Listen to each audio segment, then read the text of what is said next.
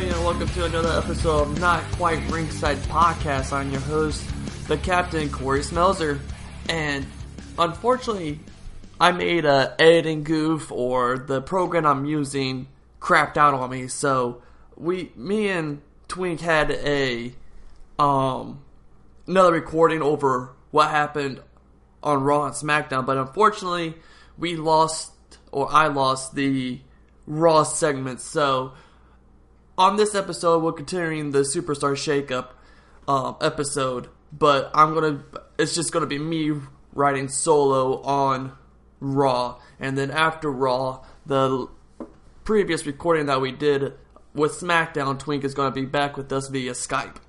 So with that all being said, we're gonna jump right into this, and hopefully it won't be too painful for you to listen to and for me to talk about. But we're going to jump right into it. On Raw, the first person who shows up to kick the show off is someone from the Kick, who is from the Shakeup, and it is Miz and Maurice. Miz shows up and he's coming out. He is now on Raw. He comes out, but he comes out as John Cena, and Maurice is Nikki Bella.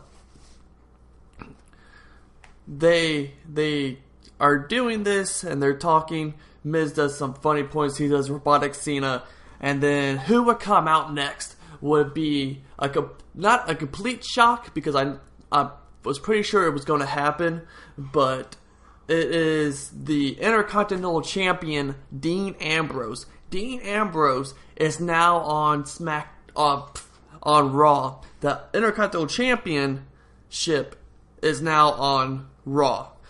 Dean comes out and he thinks that Miz is Cena, and he starts talking to the Miz like he is John Cena. He's like, "Oh, good, I was afraid that I was going to come over here by myself, not know anybody, but now I have someone to hang out with at catering and backstage in the locker room." And so then Miz and Maurice reveal that it is, in fact, them, Miz and Maurice. And Miz was like, "Well, in that case," and hits the dirty deeds on Miz. And just walks away after that.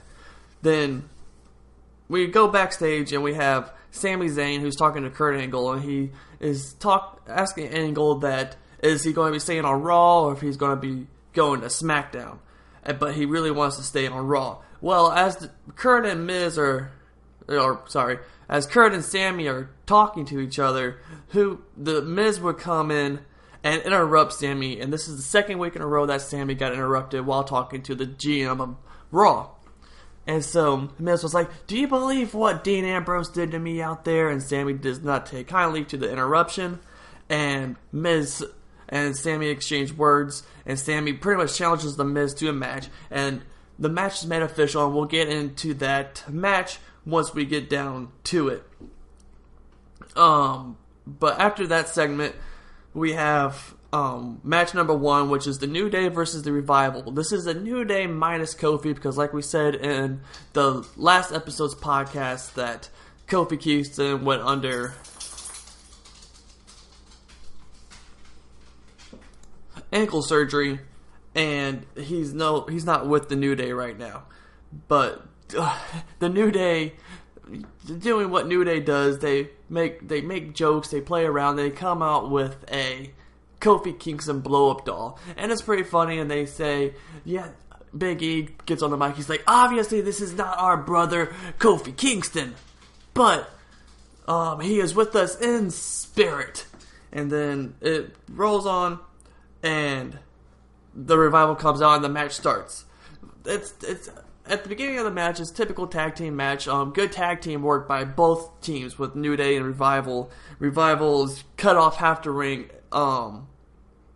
secluding Woods to their side of the ring, and then vice versa to when Big E or Xavier is secluding a member of the Revival on their side of the ring. So good tag team wrestling right there. Xavier Woods had a spot where he was going to do a springboard elbow drop onto Dash Wilder, and as he went to go jump, he completely missed Wilder, and he pretty much he skipped to him, and Wilder played it off, and it was like, okay, whatever. And so Xavier Woods then goes to the top after the match goes on a little bit. Xavier Woods then goes to the top rope. Big E's on the outside. Both members of the Revival are inside, and Xavier Woods jumps towards the Revival, and the announcer said that it was a shatter machine that happened, but if you watch it and you don't know that it actually happened, it made it look like Xavier Woods got the advantage over the Revival and knocked them both down with his crossbody. But thanks to the commentators and thanks for Xavier Woods for selling the fact that he got hit with the shatter machine,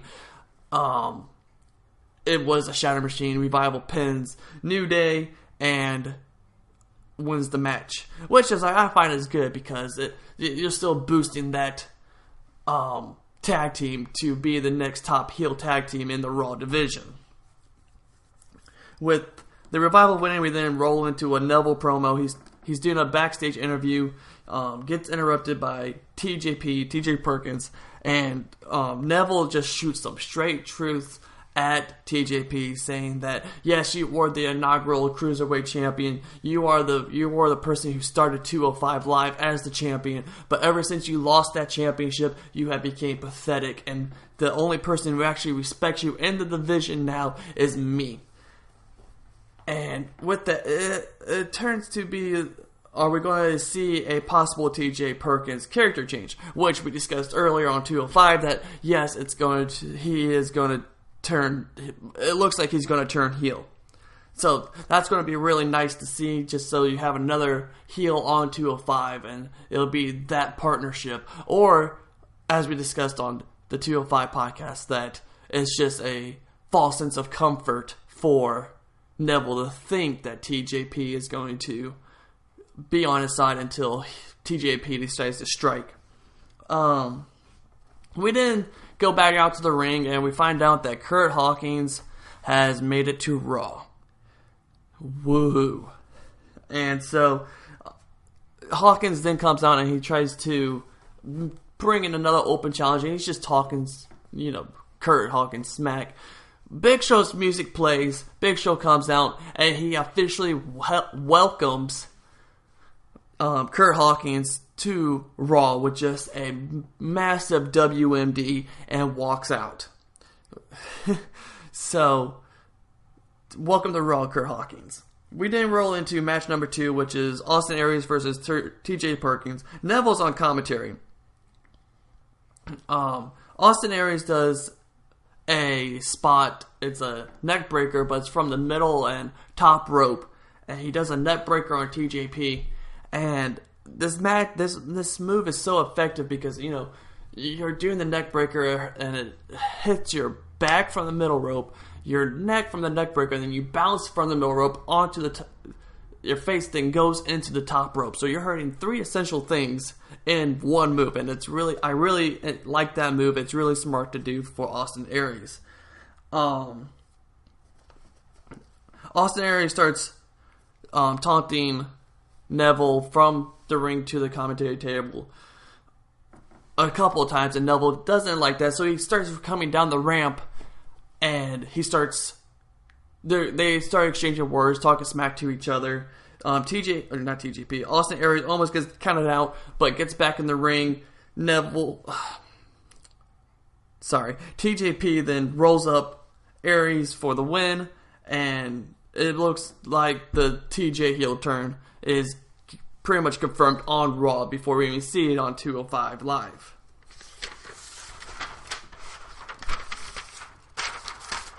So we move on, and Michael Cole and Corey Graves and Byron Saxon are bring up the little graphic of Seth Rollins going to say he's going to discuss his fate. Is he going to Raw? Is he staying on Raw? Is he going to SmackDown? Seth comes out after the commercial break and he goes, I'm not going to be leaving Raw. I'm not going to leave Raw without a fight, because of he's discussing while he's saying that, he was discussing how he knows he's going to be receiving a lot of backlash from Stephanie McMahon because of her going through the table at WrestleMania, inadvertently what he caused. Well, she shouldn't have been on the ring apron, so it's her fault. Stephanie, stay off the ring apron.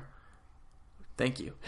But he says that he's not going to leave Raw without a fight, and that he is going to embrace Steph's ref. Well, Kurt comes out and says, as long as I am GM and as long as Raw is my show, you have a home here on Raw. So it turns out that Seth Rollins is in fact going to stay on Raw. Well, around this time, Kurt Angle is about to leave the ring, and Samoa Joe jumps Seth Rollins from behind.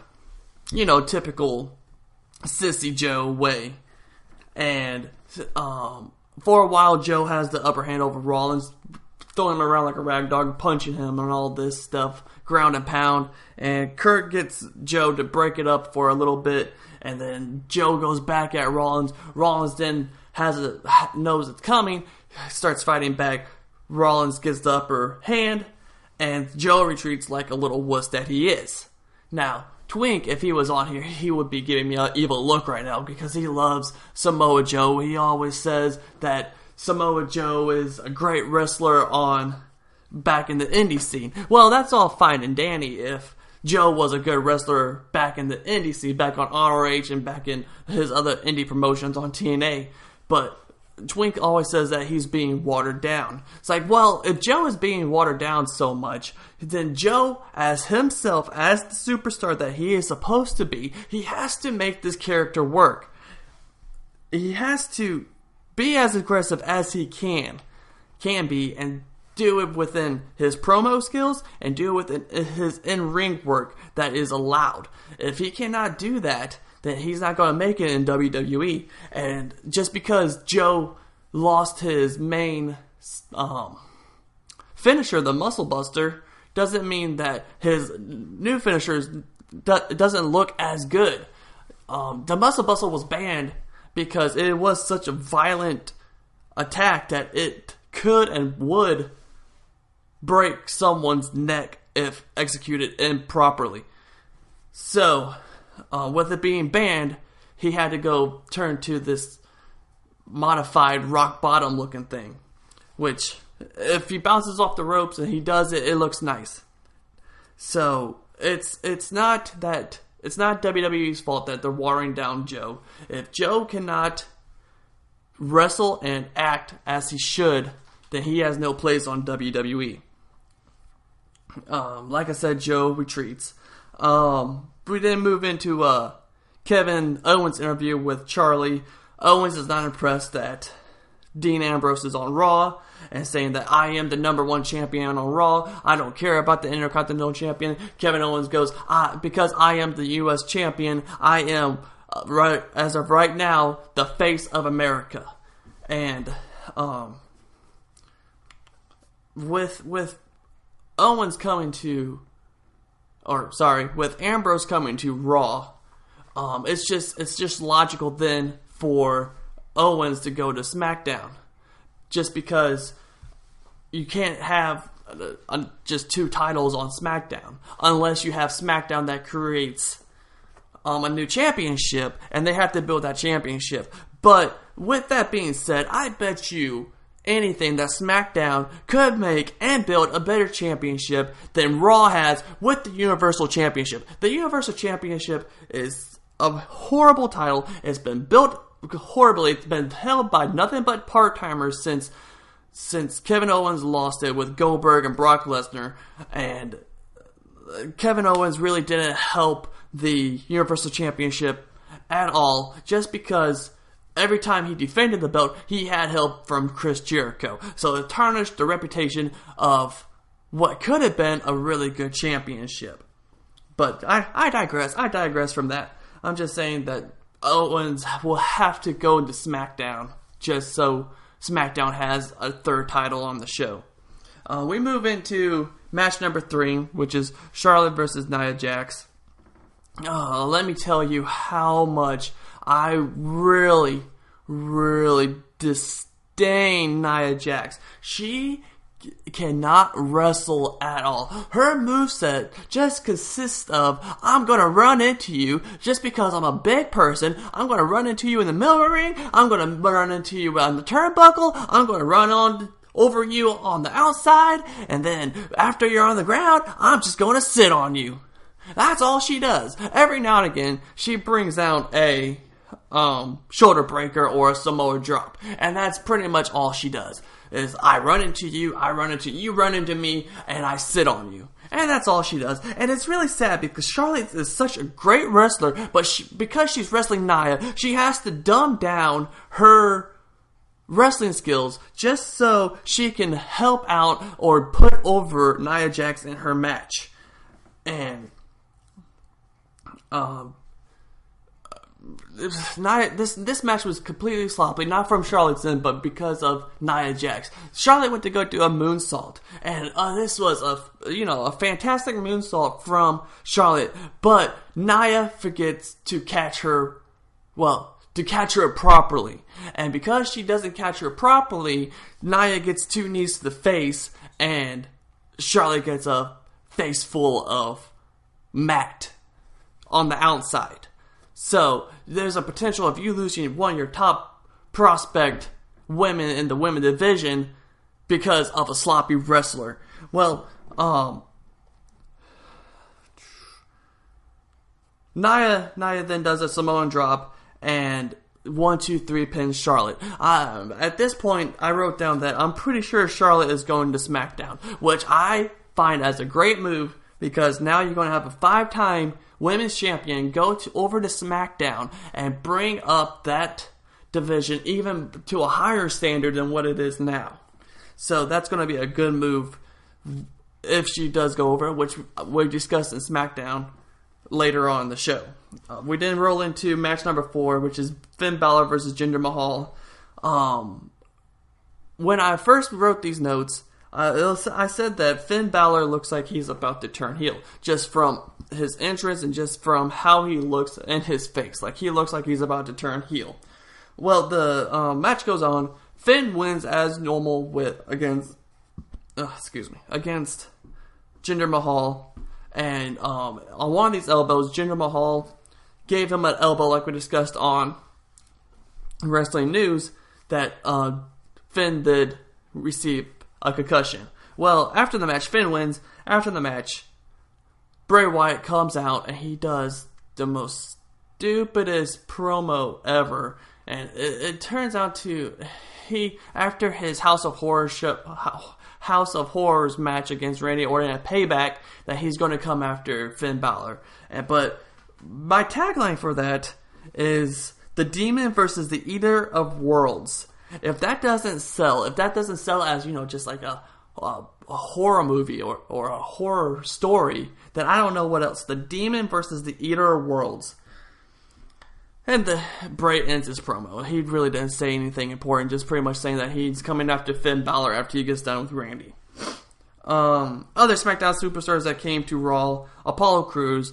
Maybe he will do something on Raw more than what he did on SmackDown. We'll wait and see on that. A tag team that came over was Heath Slater and Rhino, and another person who came over is Kalisto. The thing with Kalisto, I think, would be kind of interesting, is that they actually put him in 205.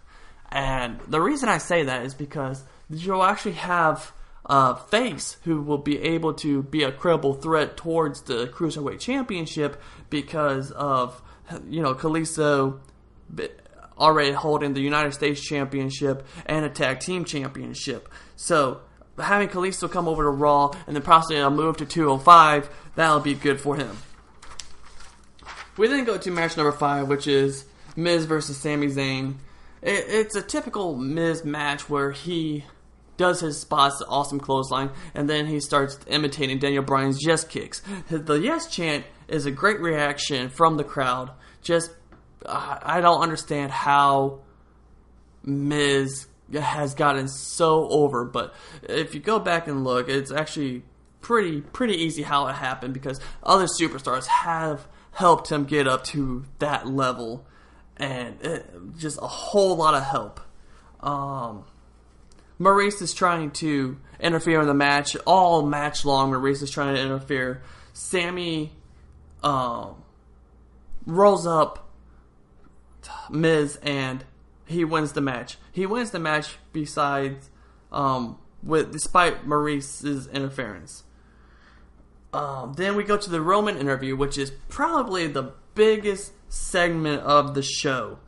And the problem I had with this segment was pretty much at the beginning, where Roman said the Undertaker victory was a bittersweet. Like, he was happy that he beat Taker because it was the biggest win of his career, but then he was sad because because the Undertaker retired after that match.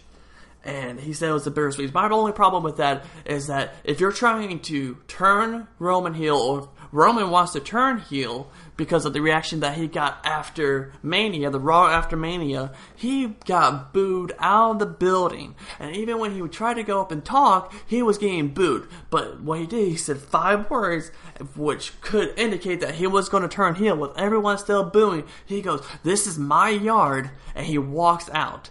And he's being booed the whole way. He's being booed during this. You can hear the crowd booing him during this interview, but then you still want to try to keep him face, which I don't see why they were trying to do that still, when you know that he gets a better reaction from being a heel.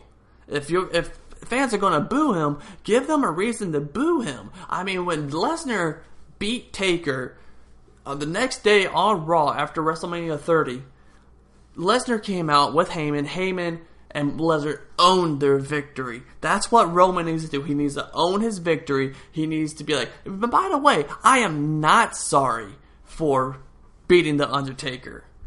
If anything, I'm glad I put him in the ground. I'm glad I retired him. Because now, this is my yard. This is my domain. People have to go through me to become a name in this industry. And they should have rolled with that, but they didn't. Well, Roman gets jumped by Strowman. Strowman comes out of nowhere and just jumps Roman. Roman is getting completely destroyed, not even fighting back. Strowman's throwing him into the walls, into doors. There was this one door where I thought Roman's head was going through a glass pane window, but it didn't happen. He gets thrown into the door, and then he gets power slammed onto a cart. This is where I think his internal injuries started. He gets power slammed onto this cart. It's a crate cart, and Roman rolls off the crates. Braun walks away, and you see Roman coughing on the ground. Strowman comes back, slams Roman into the wall a couple times. Take that same rolling crate cart that he slammed Roman on and just slams it straight into Roman's head. And that was so hard to watch, because it was like, I don't know if his shoulder actually got in the way, but it made it look like it went straight into his face. And after a while, you can actually see swelling in his nose. So it was like, maybe he did break his nose. Then, the crowd is chanting in the back. You can hear them saying, "Oh, you deserve it. You deserve it. Thank you, Strowman." If that doesn't mean turn this character heel, I don't know what else is going to happen. How more of a clear way you can turn this character heel. Have them some reason to boo him, not just because you pushed him down our throats. Then after some more beating, paramedics and officials finally back off Strowman. Paramedics show up and are strapping Reigns to the stretcher. As Reigns gets fully strapped in, Strowman comes, he punches Roman a couple more times, and they back him off again. Strowman comes back, he takes the stretcher, and he pushes it off the loading bay dock. And I was watching this with my wife, and she asked me, it's like, was someone actually on that stretcher? And so I went back and rewound it, and how it looked, sure enough, it looked like that Roman was still on that stretcher. That's why he was strapped in so well. Me and Twink had this conversation in the original recording, saying that he thinks it was a crash test dummy, but if you look in the bend of the of Strowman's arms, you can still see Roman's shoulder, but he got pushed off and on. This whole entire segment was so hard to watch because you don't want to see people get hurt. I then said that maybe this is a possible time for Roman to move to SmackDown just for his own protection. Well, Roman gets loaded into the ambulance. Strowman comes back and he's like, "I'm not done with you yet." And he gets into the ambulance, starts punching Roman some more. He gets out, slams the ambulance door shut, and you think that's going to be the end of it. No, Strowman then goes to the side of the ambulance, and he starts to lift it, and he's tipping it. Well, it's impressive that there's selling that he can pick up an ambulance and tip it, but it's not so good that when you can hear the winch actually grinding to push over the ambulance, assist Strowman with pushing the ambulance over. But even with that, if you're not as in tune as some of us, then it's still impressive to see, holy smokes, this guy just tipped a freaking ambulance. This was probably the most intense segment of the show. And then we go into pretty much a fluff match, and we go into a 6-man tag, and it's the club and another new SmackDown tag team that came over, the Shining Stars. Oh, my bad. No, I'm sorry. It's the club and Shining Stars versus Sheamus and Cesaro and the Hardys. Shining Stars moved to SmackDown, and we'll discuss that once we get to SmackDown. And then they pan the camera over to the commentary table, and you see that Elias Sampson has drifted to Raw. Nothing else was said. Nothing was said. That was just me stating, oh, look, Elias Sampson is now on Raw. No one really cares. Nothing was said. I don't know what they're going to do with that.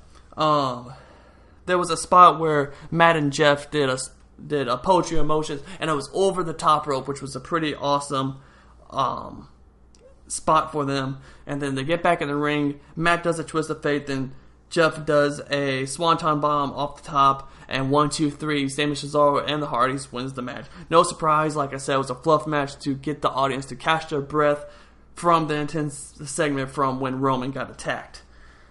Sasha then comes out, and she introduces Bayley as just Bayley. And as Bayley comes out, Bayley is saying, "Thank you for introducing me, blah, blah, blah." And it makes it turn, and then Sasha starts talking, and it makes it sound like there's going to be a new rivalry between them again, which I think would be great because you have Bayley versus Sasha, and you can build that and build that and build that, and they could put on a fantastic match like they did back in Brooklyn. Brooklyn was the best match of that year against Charlotte and Bayley for the NXT Women's Champions both times, in the 60-minute Iron Man match and in the regular singles match in Brooklyn, and which these both took place in Brooklyn, but the first one was the singles match, and that was the match of the year over Raw, over SmackDown, and over NXT. That was the number one match of the year. But they pretty much, I read somewhere that they are actually thinking about canceling it just because of who shows up next, and it's another superstar shakeup. Superstar who comes over, Alexa Bliss. Alexa Bliss is now on Raw. I don't know how I feel about Alexa coming to Raw. I liked her on SmackDown. She fit better on SmackDown. I don't know how she's going to do on Raw. But with Charlotte going to SmackDown, like we'll discuss when SmackDown comes up, Alexa has a chance of becoming the top heel on Raw. Top female heel on Raw. Another person who comes over, Alexa saying that she doesn't like all the drama that was going on SmackDown. Another person who comes out is Mickie James. Mickie James is now on Raw along with Alexa Bliss. And she goes, "Nah, sweetheart, your drama has just begun." And you have Mickie and Alexa who came over. And then who ruins this whole entire thing with these great wrestling superstars is freaking Nia Jax. This is why I said that the Bayley-Sasha rivalry isn't going to happen quite yet, is because Nia Jax comes out and she ruins it. And what she does what she always does. She comes out, not even running, just la la la la la la la la, and someone runs. They try to make it look like she did the clothesline, but someone just runs into her arm and they fall over. She then runs into some other people in the ring and runs into them on the turnbuckle, and then she leaves. She holds the women's championship over Bayley, and she's like, "This is going to be mine," and drops it and leaves the ring.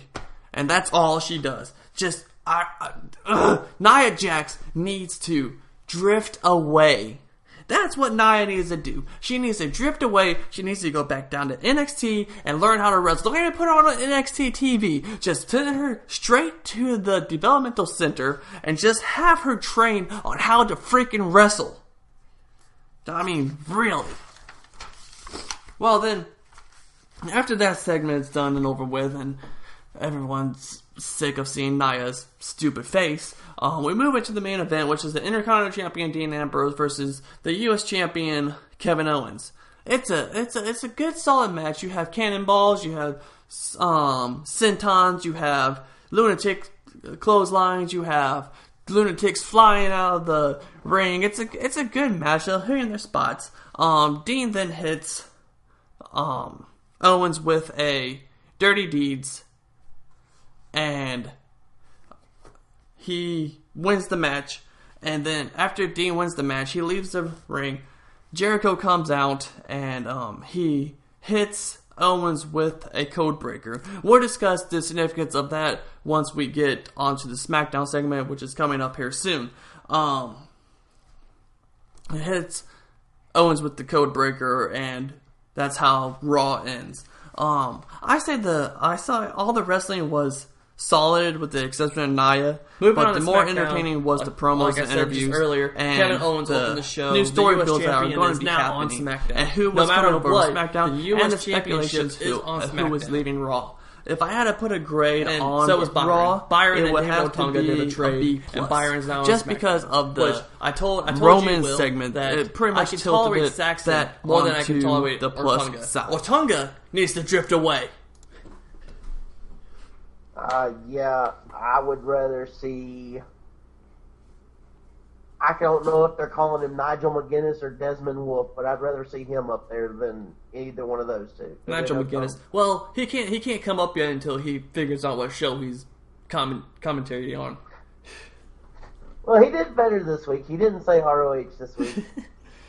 And so Kevin's doing his promo, and then Sami Zayn is on SmackDown. Well, hold on. Before we get to Sami Zayn on SmackDown, I'm completely unsure about that Corbin promo.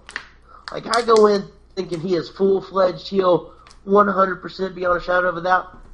That promo left me unsure. What is he? What are you trying to do with Baron Corbin? Maybe if they're trying to, if they try to do anything, they're going to try to do something like what they're doing with TJP, is have him in that in-between area. Because you can't have two heels going after a title. And so if Kevin still wins at Payback, then you have Corbin and Sammy go off against each other. And if Corbin wins, then you have a heel versus heel for a championship. Which we find out later on after, AJ Styles comes out. And, I love AJ. Daniel then comes out and says the U.S. title won't be defended on SmackDown until after Payback. And then they have a triple threat match later on the show for the number one contenders for the U.S. title. Sammy versus AJ versus Baron. So yeah, I put interesting triple threat announcement. I'm excited because you get Kevin Owens versus any one of those three guys. I'm okay. I was okay with. Yes, I agree with that. Then we move on to match number 1, and it's Eric Rowan versus the WWE champion Randy Orton. Did not like this match at all. I said it was very impressive. Power slam from Orton. I mean, you got to think Rowan is pretty much near 300 pounds, and he just whips him around. Yeah. And then Bray comes onto his little Jumbotron, and he does another dumb promo, and I actually put stupid promo this time. I 100% agree that promo was stupid. And I said, did a dumb promo to interrupt this very boring match. And it was just pretty much to reiterate what happened on Raw, saying that the House of Horrors match is going to happen still. It's just going to happen on Payback. Which, now that you have the WWE Champion, it's going to go to Randy, because Bray's not going to take the championship over to Raw. So. Yep. And that just brings the closure to that match. And Randy gets undistracted, goes out to get Rowan, and then Randy wins from disqualification because Rowan hits him with the stairs. Yep. And that was it.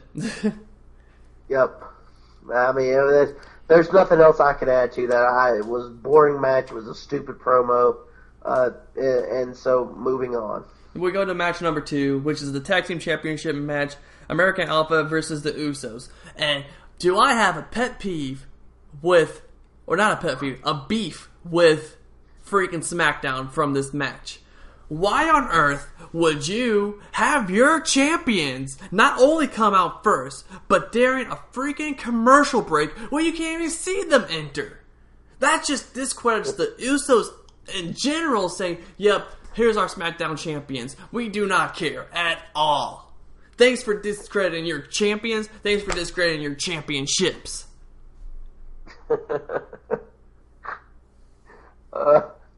I just think it's funny how worked up you get over these things. Now, I didn't like that they entered on a commercial break. I don't care that they entered first. I underlined no respect for the champs. I'm sorry, that's funny to me. The fact that you're ranting about this just makes me laugh. So, the match goes, it's a typical SmackDown tag match, and Chad Gable gets the hot tag. Gable's hot tag is nowhere near as good as Jason Jordan's. I love Jason Jordan's hot tag. Yeah.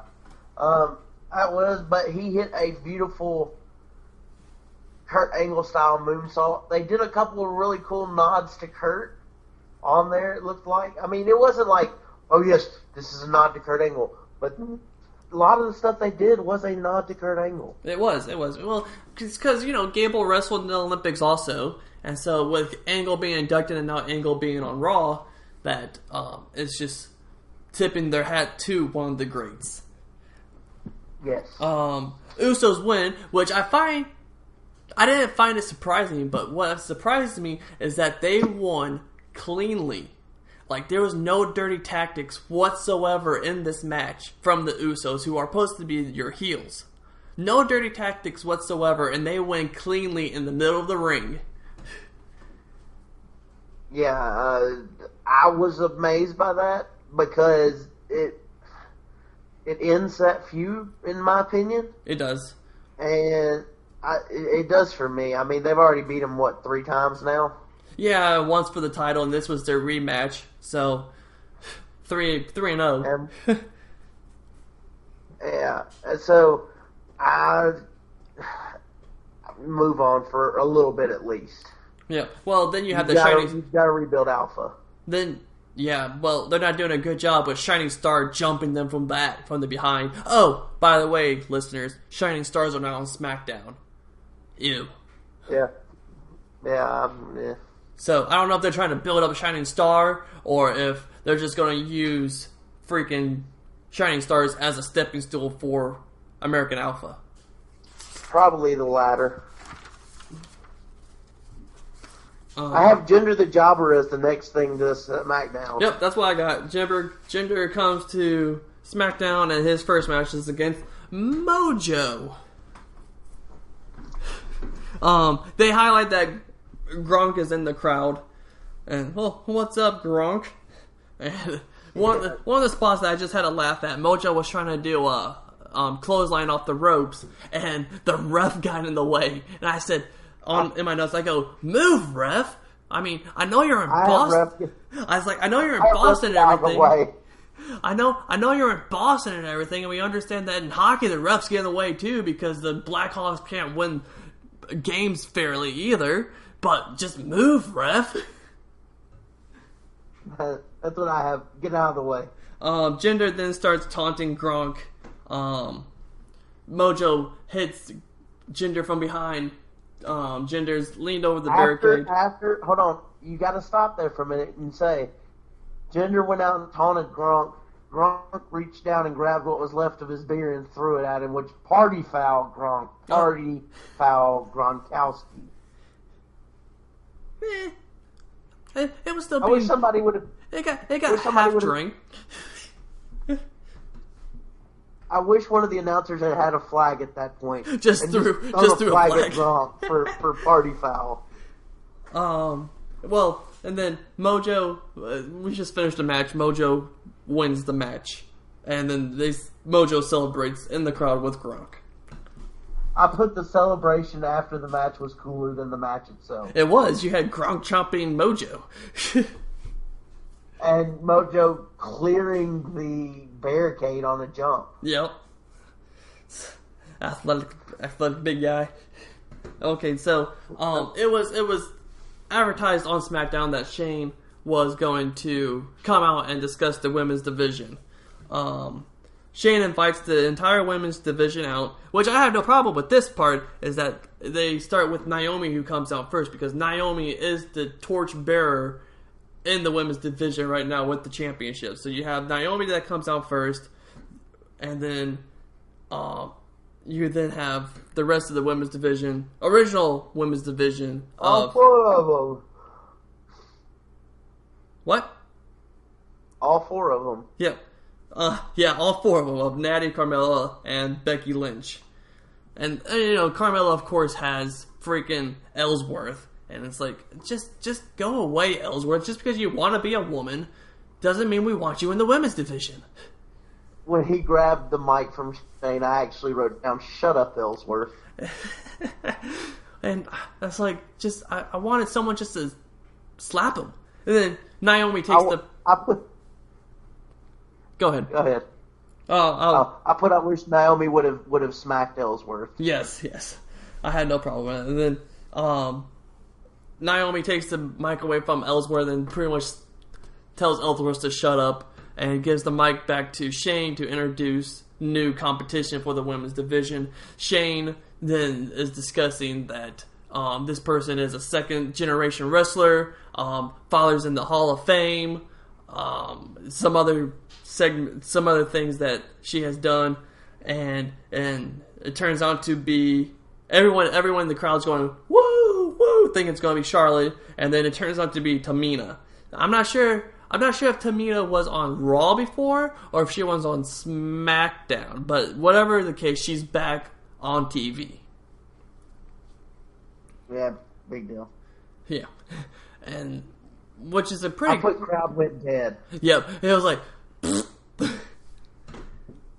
And then Shane then comes back in the ring. He's like, "Oh, did you think I was going to say someone else?" And he said, "Oh, maybe I was going to." And he goes, "Please help me welcome Charlotte." And Charlotte comes out, doesn't say nothing, just spreads out her robes. And it's like, well, that was a dud way to introduce Charlotte. I put Charlotte Flair to SmackDown gives division credit. It does. And now you have another top heel with Charlotte coming to SmackDown. She's going to be the top heel woman in that division on SmackDown, along with Alexa Bliss, who's going to be a top heel on Raw, because she totally outshadows or outshines Nia in all cases. By 1,000. Yes. Stupid Nia. I put, "Welcome to SmackDown, Charlotte. The real threat has arrived." Yes. Sorry, Tamina. Other Raw superstars who came to SmackDown, you had Sin Cara, what they showed at the time, Sin Cara and Rusev. Which, having Rusev come over, I have no problem with. And having Sin Cara come over, I have no problem with either. Well, I have stupid move with Sin Cara. I wanted to see the Lucha Dragons. I'm sorry. Lucha Dragons are fun to watch. I love the Selena Del Sol, which I'm still going to get to see, but I love the combination of Sin Cara and Kalisto, and I hate the fact that they're not together. However, with Rusev, I put a chance to really build him back. Oh yeah, build him back up to, the Bulgarian brute that he was. Hard to beat, going undefeated, and just build him back up to what his credibility is. Have him go back up to the United States Championship now with Kevin being on there. Have him going for the World Heavyweight Champion. Have him do something. AJ Styles versus Rusev. That'll be an interesting match. It's just too mixed up. There's just two different styles going at it. I'm calling it now. At some point, it will be AJ Styles versus Rusev for the United States title. Then I don't know. We'll see. We had Aiden English who came out. He's trying to build his solo career with Simon Gotch being gone, and he just comes out and he starts singing. And thank goodness for Ty Dillinger, who comes out with that perfect 10 interruption. And then you had the match, Aiden English versus Ty Dillinger. I said not much of the match. Ty wins with the tiebreaker. I love the 10 taunt. Yes. When he did the cartwheel and he just goes, yeah. And then Aiden's trying to punch him and he's on the ground still. And then Dillinger does like a little roll and then does a slow 10. Yeah, I know, that one was pretty cool too. That's why I love the 10 taunts. And then, like I said, wasn't much of a match. Dillinger won. Yep. Lana, then they did a vignette, and Lana's actually coming to SmackDown, which I think she's starting a new character to where she's going to be actually wrestling on the main roster. I mean, she's been down in NXT. She's been doing NXT house shows, so I guess she's doing well enough for her to come to SmackDown. I mean, even though everyone knows her face, everyone she already has the credibility on either show of coming to wrestle, because they did that at WrestleMania last year with her coming out to wrestle a little bit. So with her actually coming to wrestle on SmackDown, I think that's going to be good for her. I think it might be good for the division. We'll have to. That's a wait and see thing. Yeah, because I wasn't impressed with her at Mania, but we'll see. Mania was a year ago. A lot can happen within a year. I mean, Eva Marie got fired, so hey, we're okay with that. We're celebrating that one. We are. Ziggler comes out and he's talking about the shakeup, and no one cares about what Ziggler says anymore. He's washed up. He's a has-been, and Nakamura comes out and interrupts him. And I put possible feud. And then I put a Dolph's insult got Nakamura over even more. Yes. And I put that after Nakamura came out, like during his entrance, that was the first time that the crowd actually woke up all night. Yes. Ziggler goes, Who are you, by the way? Nakamura then replies, who am I? And you have the crowd going, singing, chanting Nakamura. And he goes, I'm Shinsuke Nakamura. And I forgot the rest of his crowd promo. just popped hard when he said that. Yep. I forgot the rest of the promo. Dolph starts to leave the ring. He tries to super kick Nakamura. Nakamura blocks the super kick, and he looks so sad by blocking the super kick. Nakamura did. And after that, Nakamura didn't throw any punches or anything. Dolph retreats with the tail between his legs. So Dolph was actually one of the special guests last night on Talking Smack. He was the first one, and they kind of brought it up, and they said Dolph said maybe this is a main event of SmackDown, or maybe it's on a SmackDown only pay-per-view. So they are building toward a match, and I can't wait to see it, because Dolph is one of the best sellers on the roster, and to see him versus Shinsuke, is going to be awesome. Oh, I have no problem. I think it's going to be a phenomenal match. And that's a match that's a match that could very well steal the show. Yeah. I completely agree. I love Shinsuke. I can't say enough good things about him. The send-off he got shows how much respect the roster on NXT has for him. But I also think with Balor coming out, that also shows how much respect some of the guys on the main roster have for him. And just the crowd in general. The crowd in general has great respect for Nakamura.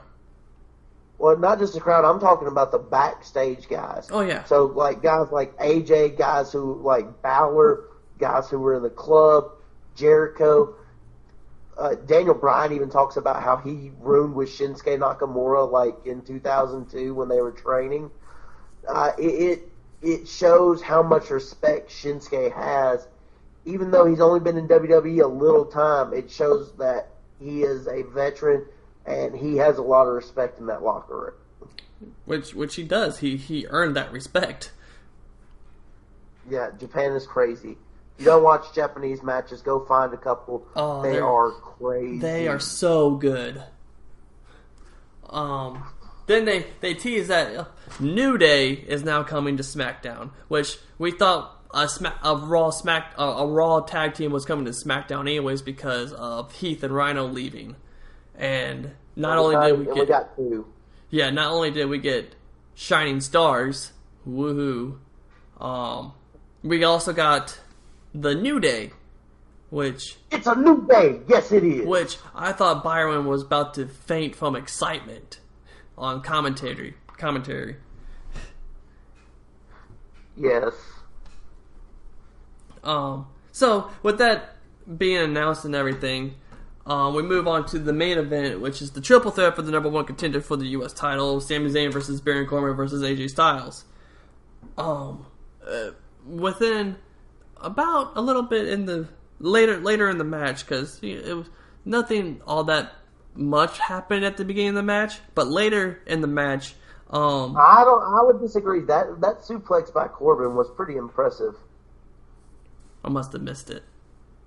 They went to do a double suplex on Corbin, and Corbin just turned that into a suplex on both AJ and Sammy.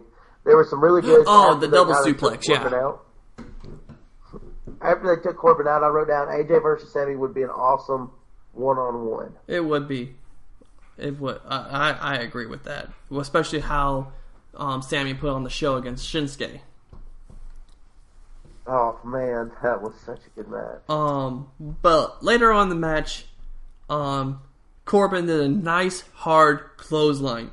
JBL was very impressed. Yeah.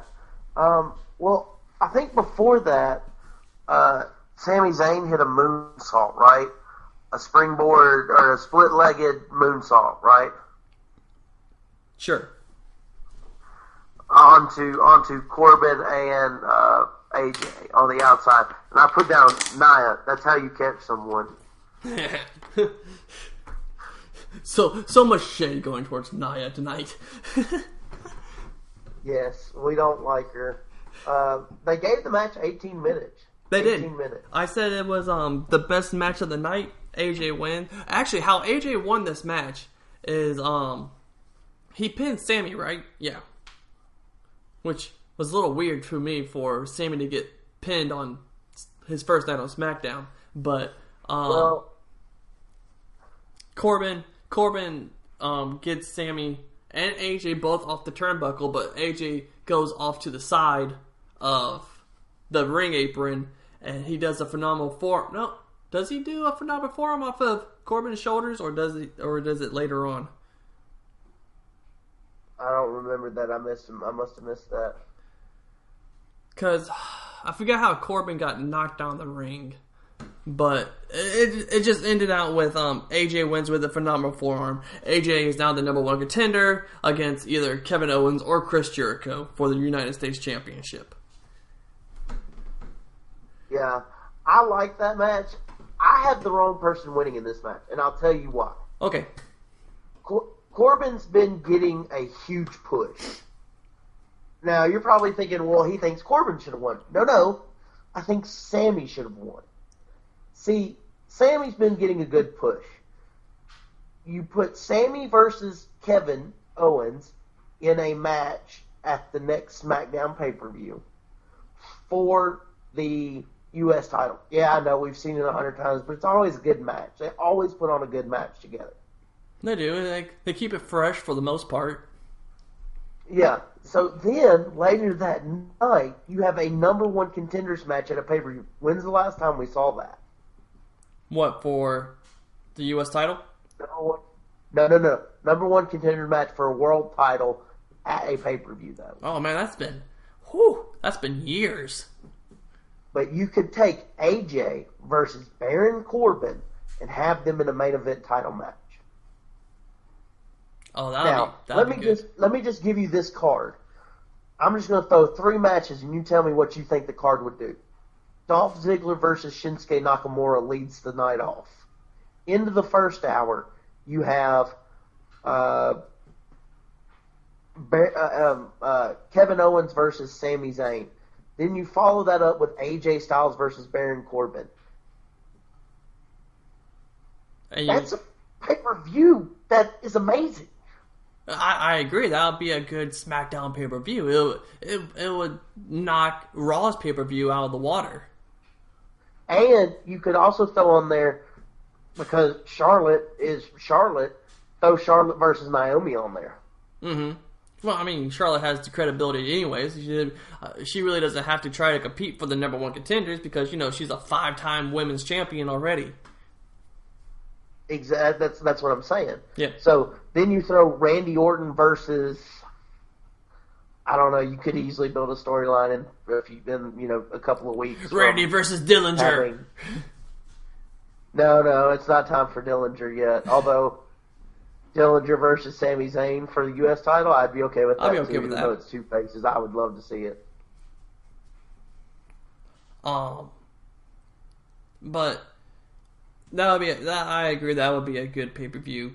But in my opinion, Raw got the better end of the deal in the shakeup. With the exception of the few good people that came over from Raw, like New Day, Rusev and Lana, Sammy, Kevin, and Charlotte. The rest of it, Raw, at this moment in time, has the better roster. Oh, by far. It's a bigger roster, it's a better roster, but you do get some dream matchups here. Shinsuke versus AJ, even though that wasn't part of the call-up. Shinsuke versus Sammy, Shinsuke versus KO, AJ versus KO, AJ versus Sammy. You're gonna get some good matches out of it. You're gonna get good matches, but you can't ride the whole thing off of these dream matches. You have to have a supporting cast, which Raw has. SmackDown really doesn't anymore. Well, but SmackDown does still. I mean, it doesn't have the star power, but you can't tell me. You mean to tell me you can't build a guy like Dolph Ziggler to be a main event jobber? Ty Dillinger can be built up to be a star. I'm starting to run out of names on the Raw roster. That's the sad part about this. On the SmackDown roster? Huh? On the SmackDown roster, you mean? Yeah, I'm running out of names. Yeah, I know, right? I mean, the tag team division is alive and well there. The Usos, the New Day, Alpha, the Shining Stars. Well, they need jobbers. Oh, the Ascension versus the Shining Star. The match of the jobbers. Oh, yay. That makes me want to bang my head up against a wall. And then you have Breezango still on there. So, yeah. I mean, there's your jobber. Well, that means you have 3 jobber teams against 2 great teams. 3 great teams. My bad. I forgot about New Day coming. They're coming over. They haven't came over yet. They're coming. So, yeah, but I think right now Raw hopefully is going to be putting on better shows than SmackDown until SmackDown builds their new stars. Yeah, I don't know what they're doing. They're trying to make Raw this great show, and it's not. Well, they're failing miserably about it. Don't cancel Bayley and Sasha and make it a better show already. I know. Bayley versus Sasha. Bayley versus Sasha was from in all of WWE. Bayley versus Sasha Brooklyn was the best match of the year. Out of any of them. I mean, we're talking Raw, SmackDown, NXT. pay-per-views, NXT. It was the best match of the year. It was. And they've been hinting that they're going to be doing Bayley versus Sasha, but at a moment where you are wanting to do something big, have Bayley versus Sasha. Yes, definitely. I can see him almost putting it off now until WrestleMania next year. But don't tease us with it. Why not? It keeps you watching. I was a little sad that Sasha didn't come over to SmackDown though. But it's just because there was sightings of her in Boston. But I guess she was taking some PTO and went to go visit family. She went to a Bruins game. The Bruins made it to the playoffs. Alright. Well, that wraps up our show. This one is probably going to be a little longer than what it normally is, but that's just because it was just technical difficulties along with the shakeup, and a lot to talk about with the shakeup. Hit us up on Facebook, Not Quite Ringside Pod. We have an email, notquiteringsidepod@gmail.com. Hit us up there. Twitter, I haven't quite gotten it up yet. I need to. I'm slacking. I'm the Nia Jax of the show on when it comes to social media. You can download our shows from iTunes when it comes up. You can download the Spreaker app and listen to our shows on the go on the Spreaker app. You can also catch us on YouTube, like if you're just chilling at work or something, doing work at the house, just turn on that YouTube and look us up. Just search Not Quite Ringside Podcast, and hopefully it'll show up, and just listen to us on there. It does. I googled it. It shows up. Sweet. With all that being said, thank you for bearing with us with this Skype podcast that we did. We'll try to fix some kinks out, have whoever is over Skype sound more not so jumpy, but we'll work on that. This was just our first time trying it. In the future, more likely or not, we are going to be together, so you'll get a good quality podcast. Yep, that's right. So, after saying all that, I'm Will Squeaky Welch. I'm the Captain Corey Smelter, and we will hit you guys up next week.